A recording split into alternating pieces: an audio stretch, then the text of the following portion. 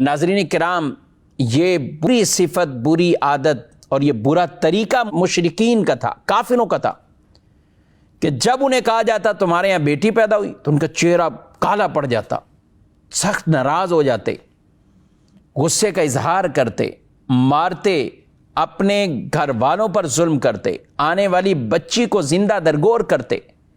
یہ زمانہ جاہلیت میں طرح طرح کے یہ معاملات رائج تھے۔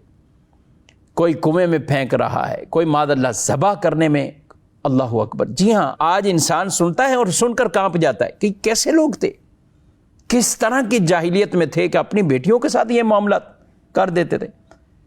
تو وہ کسی طرح بھی بیٹی ہونا پسند نہیں کرتے تھے۔ اور آج بھی مسلمانوں کے اندر بھی، جی مسلمانوں میں بھی بعض خاندان میں یا گھر والوں میں یا بعض لوگ اس مرض میں مبتلا ہیں کہ وہ پسند نہیں کرتے، بلکہ ان کو بھی بتایا جائے تو وہ افسوس کا اظہار کرتے ہیں، روتے ہیں اس کے اوپر باقاعدہ۔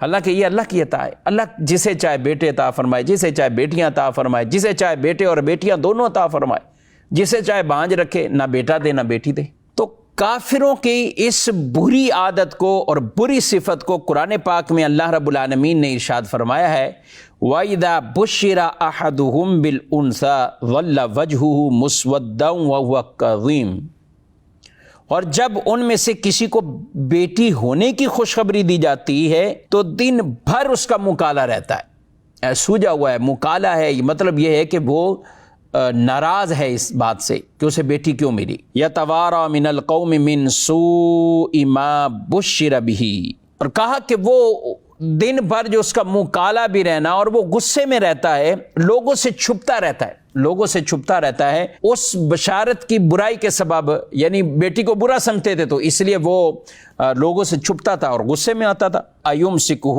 علی ہون ام یدسہ فی التراب الا ساء ما یحکمون، تو فرمایا گیا کہ اب کیا یہ اسے ذلت کے ساتھ رکھے گا یا اسے مٹی میں دبا دے گا۔ بہت ہی برا حکم لگاتے ہیں، بہت ہی برا فعل ان کا یہ۔ تو مسلمانوں کو اس طرح کا شیوا نہیں اختیار کرنا چاہیے۔ بیٹی پیدا ہو تو وہ بھی اللہ کی طرف سے ایک رحمت ہے، اللہ کی عطا ہے، نعمت ہے، اس پر بھی رب کا شکر ادا کریں، اللہ سے مدد مانگے، رب تعالیٰ مدد فرمائے گا۔